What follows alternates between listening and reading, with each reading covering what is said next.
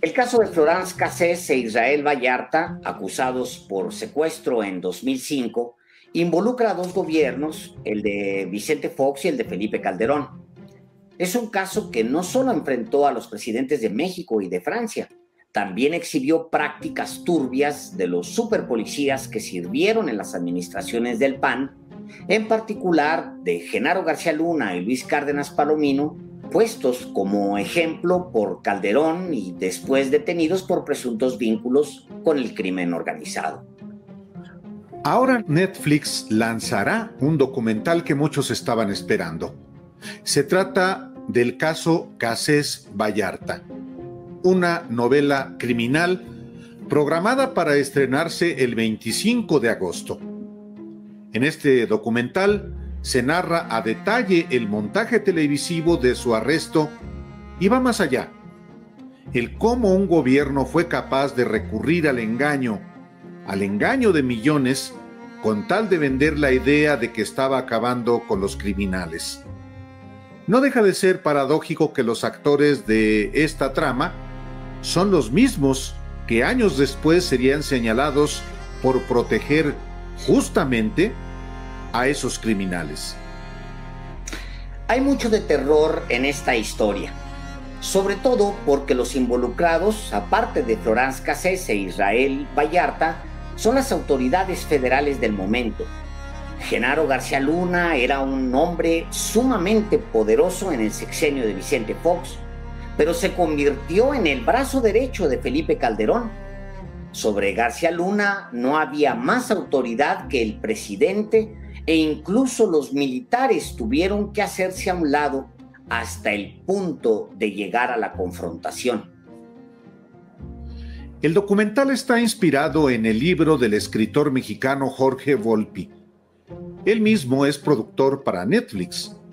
Su libro, una novela criminal, ganó el Premio Alfaguara de Novela 2019. Hemos seleccionado un capítulo de este libro para leer a ustedes. Se llama El Canal de las Estrellas. Allí, Jorge Volpi narra una parte del papel que jugó Carlos Loret de Mola, aunque el periodista es un actor principal del libro y el documental completos. A continuación, apenas una probada de este libro que vio la luz en 2018 y al que vale la pena regresarse y revisar con calma. Capítulo 3. El Canal de las Estrellas. Habría dos maneras de narrar el siguiente capítulo de esta historia. Si optara por la más natural, por la más obvia, debería comenzar la madrugada del 9 de diciembre de 2005, cuando millones de personas atestiguaron en los dos noticieros matutinos de mayor audiencia en la televisión mexicana, Primero Noticias y Hechos AM, la captura en vivo de dos peligrosos secuestradores, entre comillas, y la liberación de 3 de sus víctimas, entre comillas, gracias a la heroica intervención de los agentes de la AFI en el rancho Las Chinitas. Si escribiera una novela tradicional, quizá contaría los hechos de este modo, detallando la captura de Israel Vallarta y Florence Cassés, así como la liberación de Cristina Ríos, su hijo Cristian y Ezequiel Elizalde, tal como se vieron en pantalla, solo para revelar a continuación, a modo de sorpresa o golpe de efecto, que nada de eso fue real, que la madrugada del 9 de diciembre la AFI no capturó a nadie y no liberó a nadie, sino que, según las confesiones posteriores del propio director de la corporación, Genaro García Luna, la policía recreó, es decir, escenificó, manipuló, inventó una captura y una liberación que nadie sabe cómo y cuándo se llevaron a cabo. Pero como me he propuesto escribir una novela documental o una novela sin ficción, y a estas alturas muchos lectores están al tanto de la maniobra o, en el peor de los casos, la han descubierto en estas líneas, prefiero contar lo ocurrido en el orden inverso.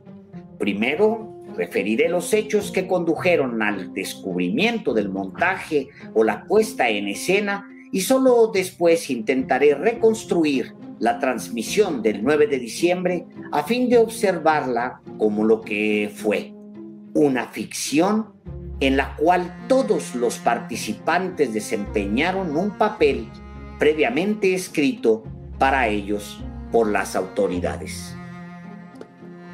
La noche del 8 de diciembre de 2005, la periodista colombiana Yuli García se queda a dormir en el departamento de su novio en la colonia Roma.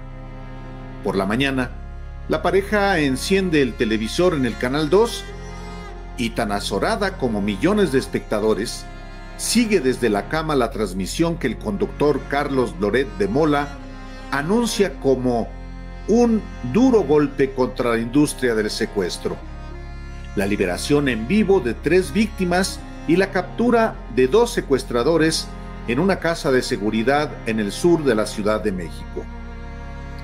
Esto está truqueado, le susurra Yuli a Alberto, un filósofo que durante unos años ejerció gran influencia sobre ella. No puedo salir todo tan perfecto.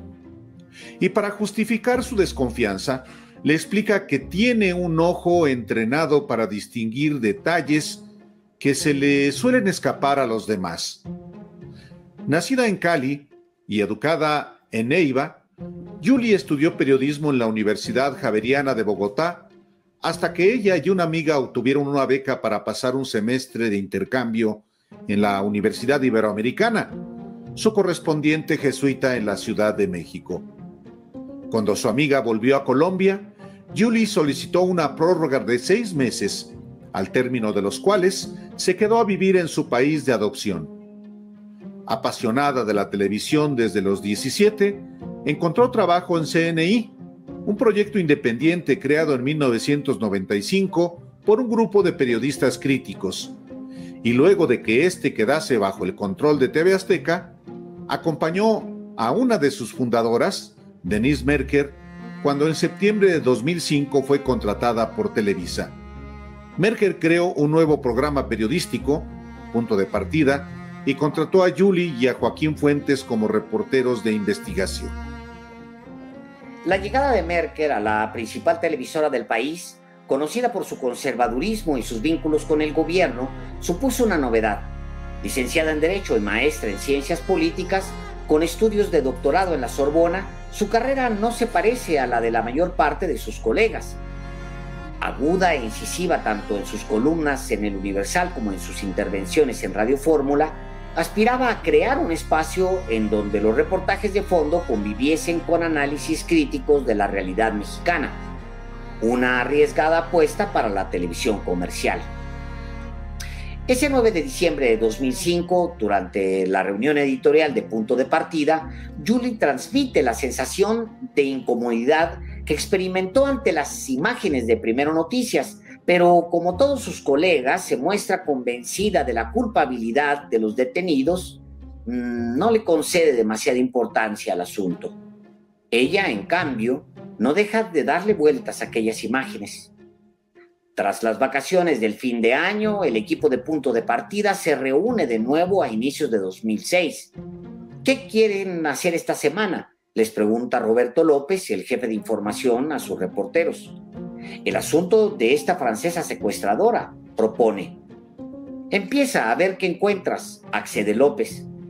Yuli se dirige a la videoteca de Televisa para revisar las imágenes de Primero Noticias. Los encargados le aseguran que no las encuentran. Sin dejarse amilanar, contacta al abogado de Florence, Jorge Ochoa, quien la cita en el Café La Habana, en el centro de la ciudad.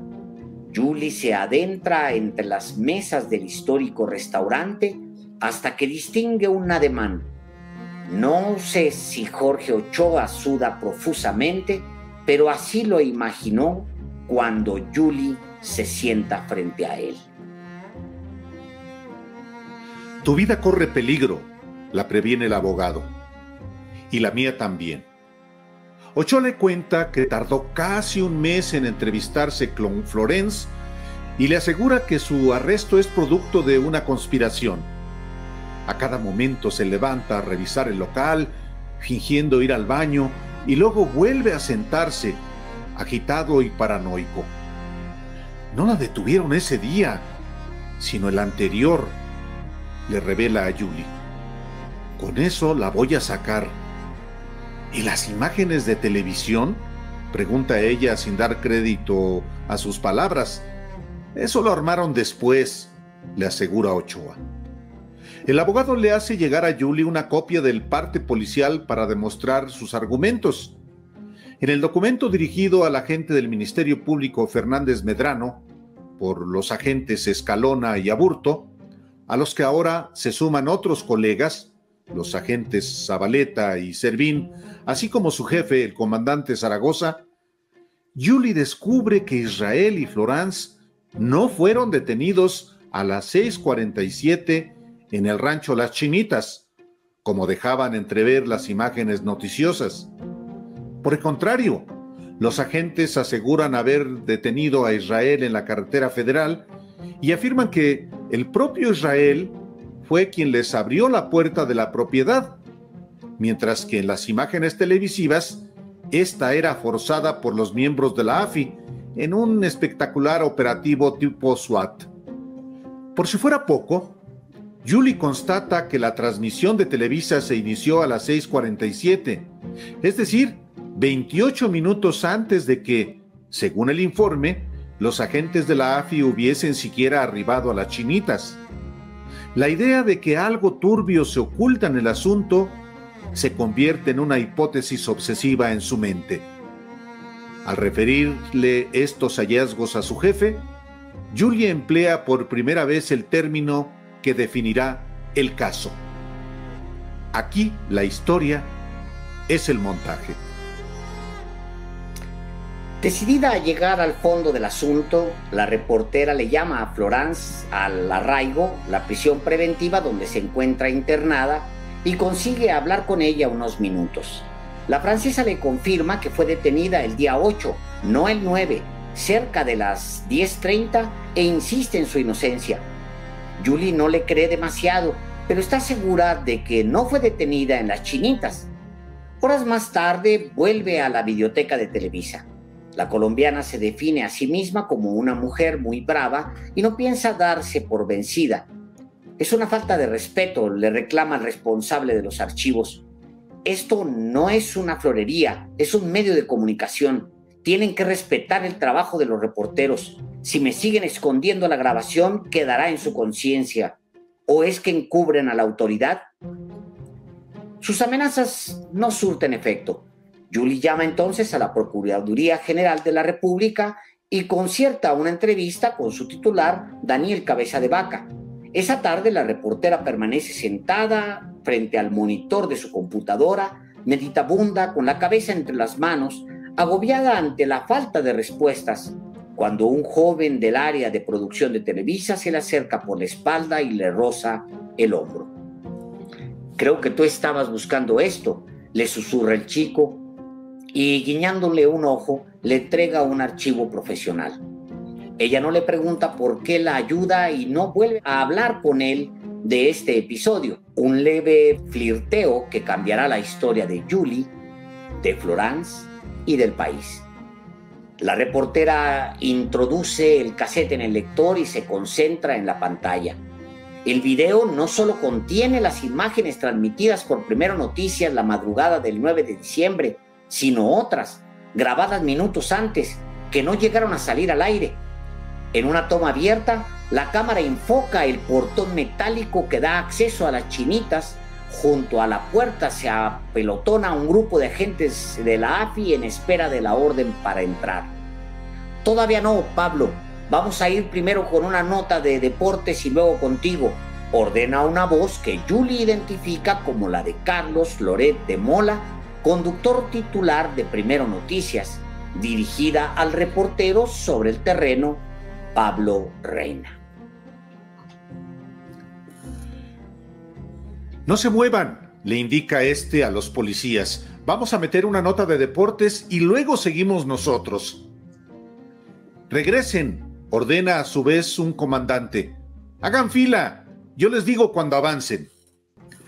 La orden dada por Reina y Loret a los policías, que ambos niegan haber dictado, le revela a Julie que la acción no se desarrollaba en vivo, como afirmó la televisora, y deja al descubierto la coordinación entre los medios y la policía. La reportera se apresura a buscar a Roberto López para contarle su hallazgo. Este la apremia a continuar con el reportaje. El 2 de febrero, Julie se presenta en el despacho del procurador acompañada de un camarógrafo y un productor de punto de partida. La policía de la PGR acude a Montajes para justificar sus detenciones, le pregunta Julie a bocajarro. Daniel Cabeza de Vaca mira a la menuda reportera de arriba abajo y no duda en responder. Jamás. Procurador, insiste ella, ¿de alguna manera los elementos de la AFI han usado Montajes en las detenciones y han trabajado con los medios? No sería ético, reitera Cabeza de Vaca. Jamás. Ni yo, ni Genaro García Luna haríamos eso. Julie le pide ver el video que lleva consigo. El productor que la acompaña enciende un pequeño monitor y la reportera le muestra al funcionario los originales de cámara de Primero Noticias que no salieron al aire. A la colombiana le parece que el rostro de Cabeza de Vaca se congestiona. El procurador tartamudea un par de excusas y pide acabar la entrevista. Ya tengo la historia, piensa la periodista mientras se dirige de regreso a Televisa para terminar el guión del reportaje que presentará ese domingo en punto de partida. Julie recibe en su cubículo de Televisa una llamada del área de comunicación social de la AFI el viernes 3 de febrero. Ven, tienes que hacer algo equilibrado, le exige la responsable, avisándole que el propio García Luna está dispuesto a recibirla.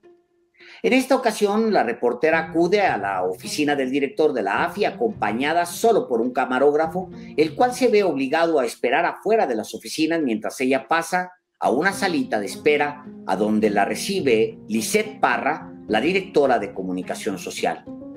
A la reunión se incorporan luego 3 hombres de saco y corbata.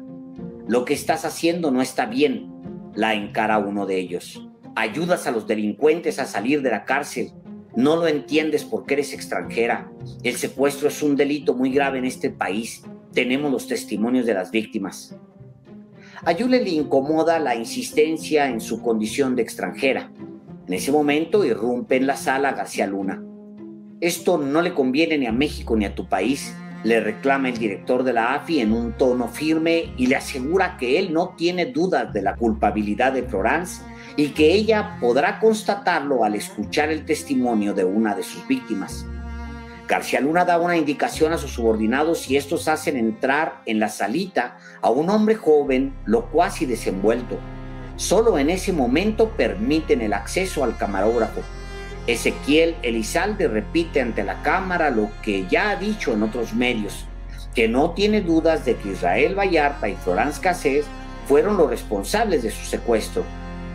De vuelta en su oficina, cerca de las 11 de la noche, Julie le confiesa a Roberto López que por primera vez en su carrera siente miedo.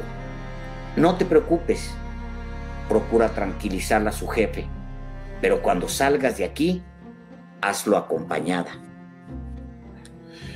Ese fin de semana, la mayor parte de los funcionarios y conductores de Televisa se concentran en una asamblea en Puerto Vallarta, y ni Julie ni Roberto López logran comunicarse con Denise Merker para irle contando los avances de la investigación. No se encuentran con ella sino hasta el mediodía del domingo 5 de febrero, poco antes de salir al aire. Julie le enseña a su jefa el reportaje que ha preparado, así como los originales de cámara de la videoteca. Este va a ser nuestro debut y despedida, le advierte Merker a los miembros de su equipo. Dado que apenas lleva 3 meses en Televisa, no puede adivinar la reacción de sus directivos, pues el reportaje desnudará tanto a la Policía Federal como a la empresa para la que todos ellos han empezado a trabajar. Merker le marca a Leopoldo Gómez, vicepresidente de Noticieros de Televisa.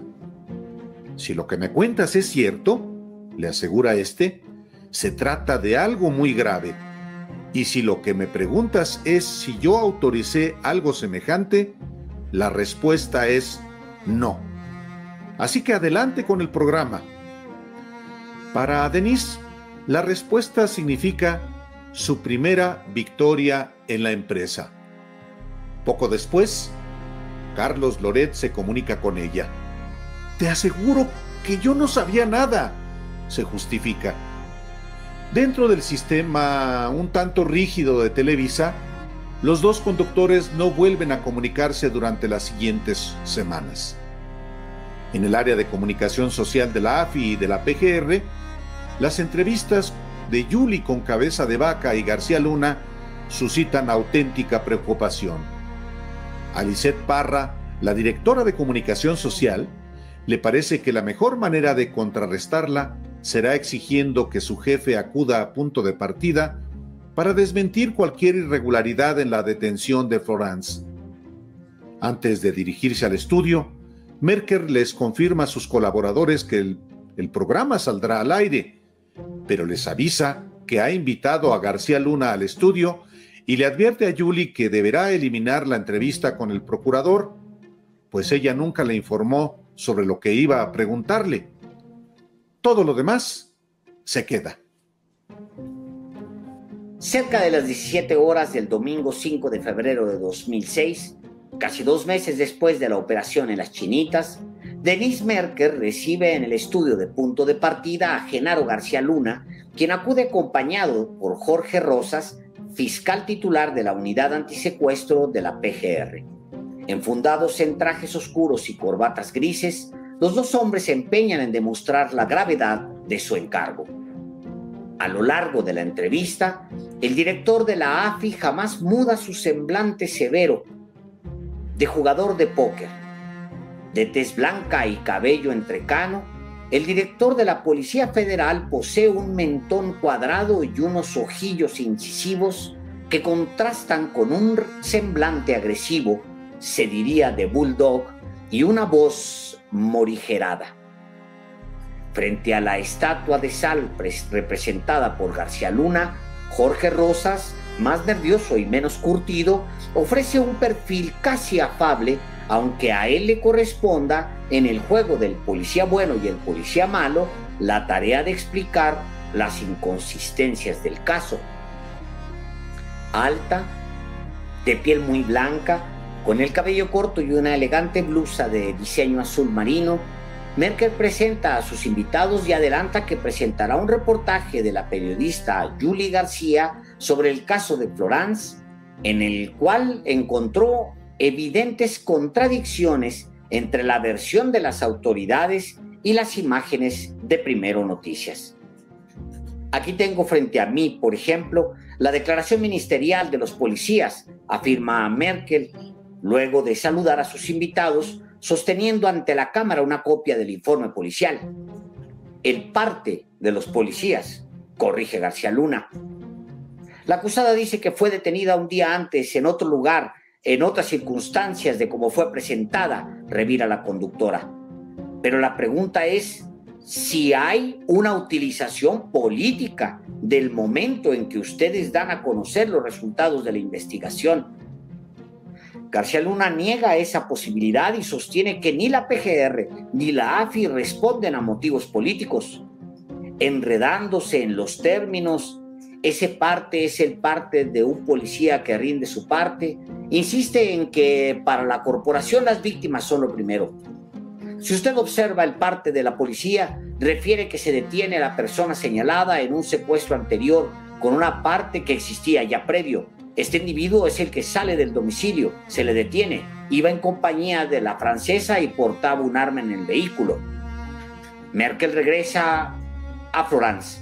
Dice que ella afirma haber sido detenida un día antes de lo que se vio en televisión en una carretera y no en una casa, y que todo esto está confirmado por la deposición de un policía que no solo asienta cómo fue detenida y en qué lugar, sino que cuenta cómo regresaron a Las Chinitas, donde fue Israel quien abrió la puerta con sus llaves.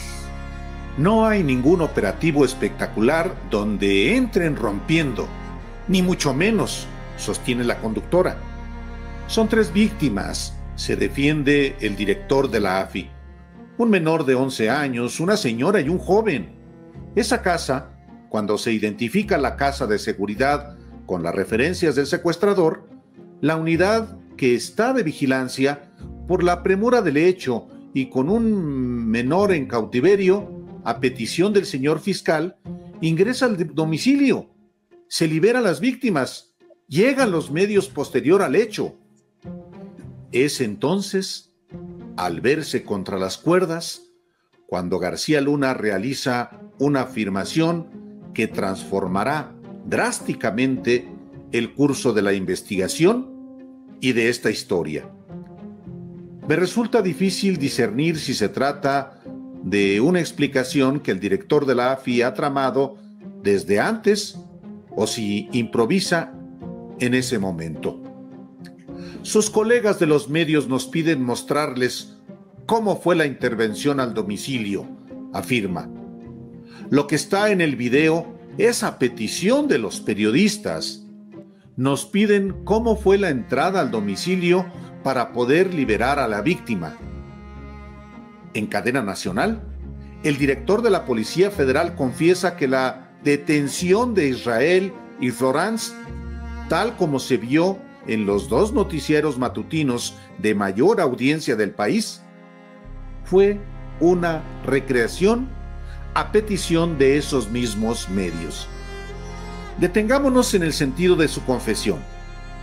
Obligado a explicar la discrepancia entre el parte de los policías y la transmisión televisiva, García Luna sostiene que esta última es una ficción.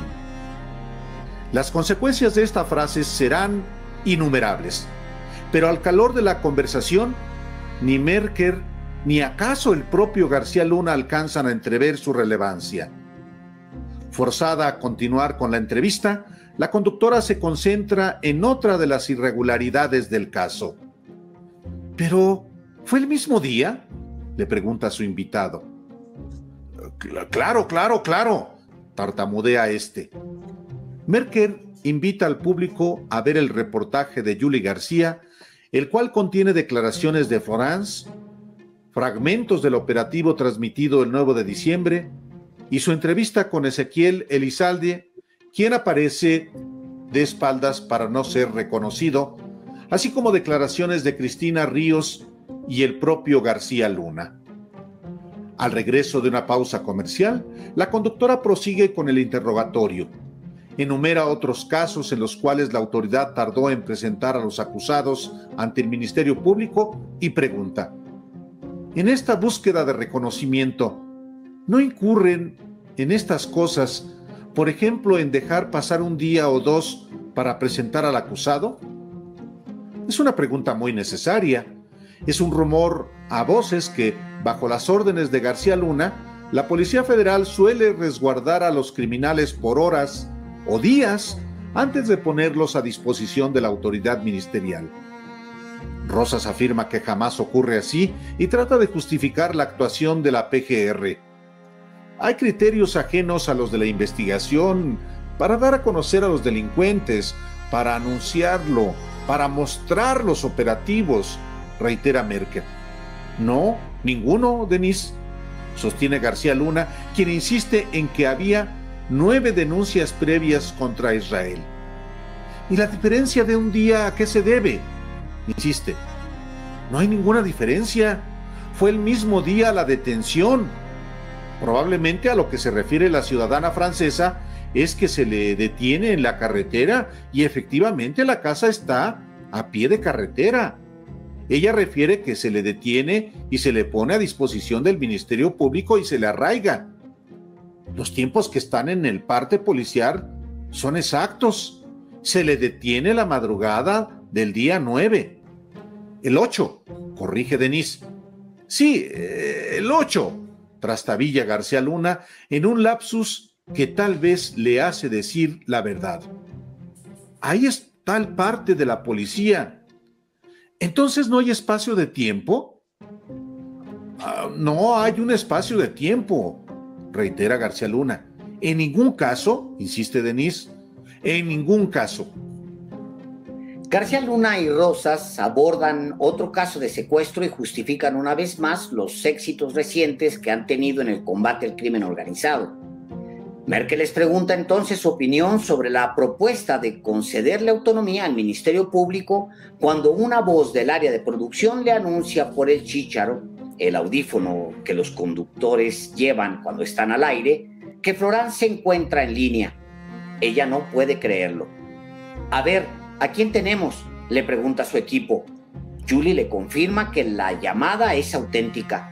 Desde la casa de arraigo, la conductora se vuelve hacia sus invitados y les anuncia: la persona que está arraigada estaba escuchando el programa, Florence Cassés, y quiere entrar al aire.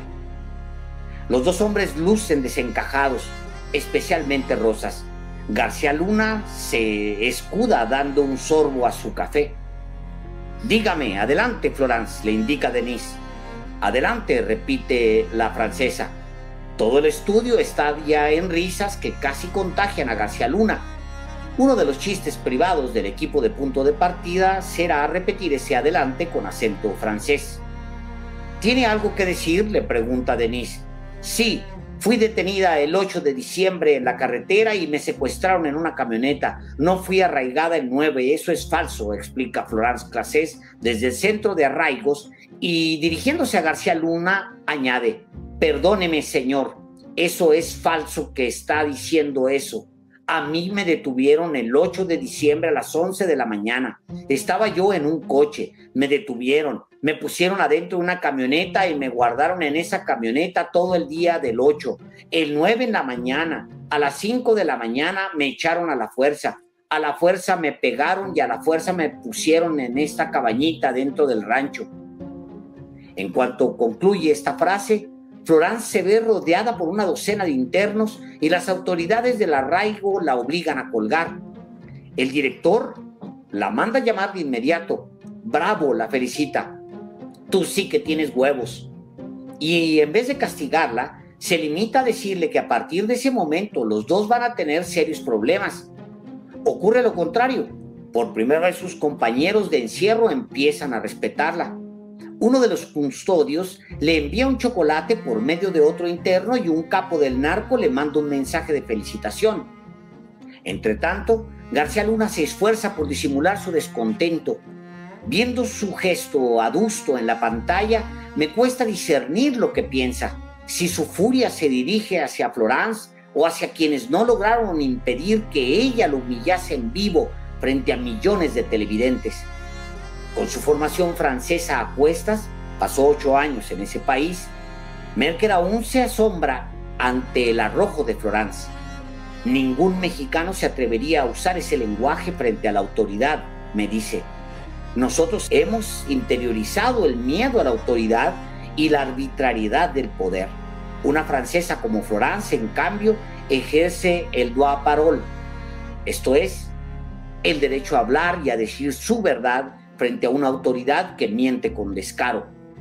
En relación al comentario que está haciendo esta joven, tartamudea Rosas, efectivamente no se le arraigó el día 9 de diciembre, sino que una vez que se concluyó el operativo y que la trasladaron a las oficinas del Aceido y luego regresan al día siguiente, lo interrumpe Merkel.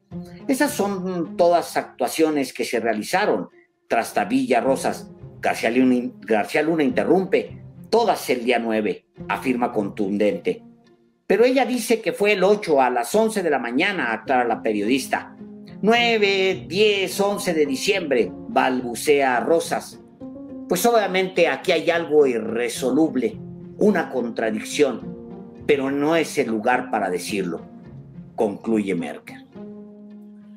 Cuando García Luna y Rosas abandonan el estudio, Merkel reúne a su equipo como cada domingo para evaluar el programa.